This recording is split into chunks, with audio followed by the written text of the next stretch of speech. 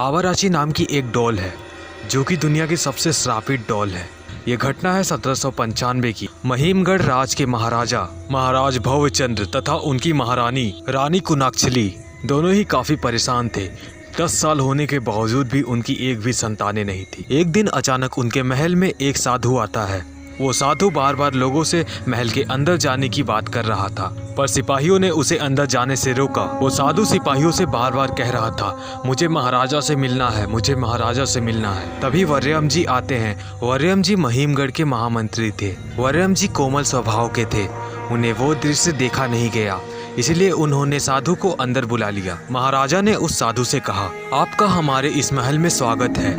महाराजा ने उस साधु को भरपेट भोजन कराया तथा उसे स्वर्ण मुद्राएं भेंट की। उस साधु ने जाते जाते कहा, देखो राजन, मैं जानता हूँ 10 सालों से तुम्हें कोई भी संतान प्राप्त नहीं हुआ है। महाराजा भावुक हो जाते हैं। उस साधु ने जाते जाते सलाह दी, अगर तुम 30 दिनों तक लगातार आबाड़ देव की पूजा करते हो तो तुम्हें 31वें दिन तुम्हें एक संतान प्राप्त होगी। ये कहकर साधु वहाँ से चला जाता है। महाराज भवचंद्र ने ठीक ऐसा ही किया।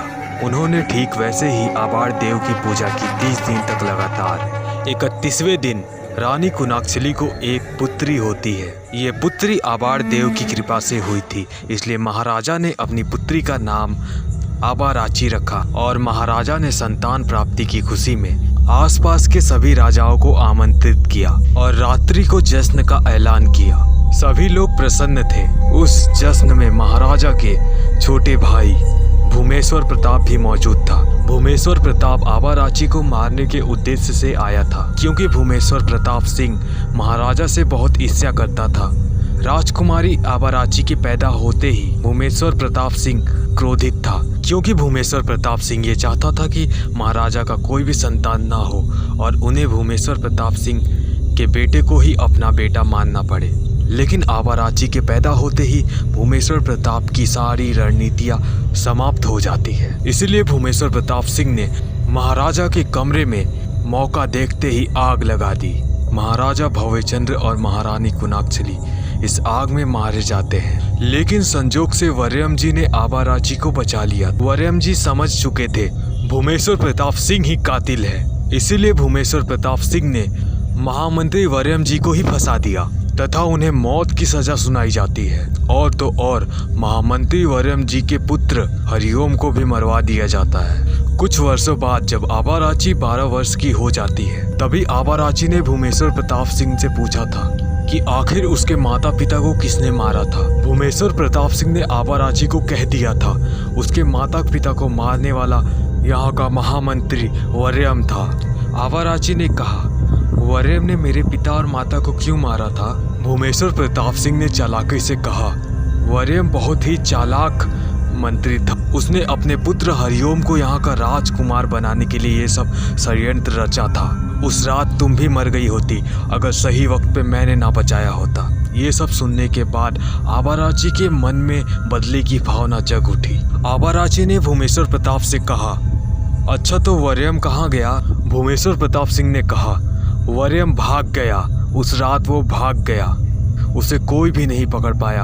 हमने बहुत ही कोशिश की उसे पकड़ने की, लेकिन उस रात पता नहीं वो किस बिल में जाकर छुप गया। मैं आज भी उसे ढूंढने की कोशिश करता हूँ, पर अभी तक वो हमें नहीं मिल पाया है। तुम चिंता ना करो, जब भी वो हमें मिलेगा हम वहीं उसे मौत की सजा सुना देंगे। ये सुनकर आबाराची के मन में बदले की भावना और भी जल उठी। आबाराची ने प्रण लिया अब वो अपने माता पिता के कातिल को ढूंढ के ही रहेगी। लेकिन 1 वर्षों के लगातार प्रयास के बाद भी आबाराची नहीं ढूंढ पाई।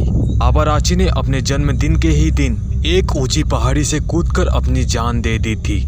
उस समय आबाराची की उम्र लगभग 13 वर्ष की थी। लोगों का कहना था कि जब आबाराची की लाश मिली थी तो उस लाश के पास ही एक गुड़िया थी। वो वही गुड़िया थी जिसके साथ आबाराची खेला करती थी। जब आबाराची के लाश को जलाया जा रहा था तब उसी वक्त आबाराची के उस गुड़िया को भी जला दिया गया था। लेकिन उसके ठीक 1 साल बाद ही वो गुड़िया अचानक से लोगों के घर में दिखने लगी। और जिस जिस घर में वो गुड़िया जाती उस घर के सारे परिवार को वो मार देती। धीरे धीरे करके महिमगढ़ के सारे लोग खत्म होते जा रहे थे और जो भी लोग जिंदा बचे वो जगह को छोड़कर वो भाग गए और तब से ही उस गुड़िया का नाम आबाराची रखा गया।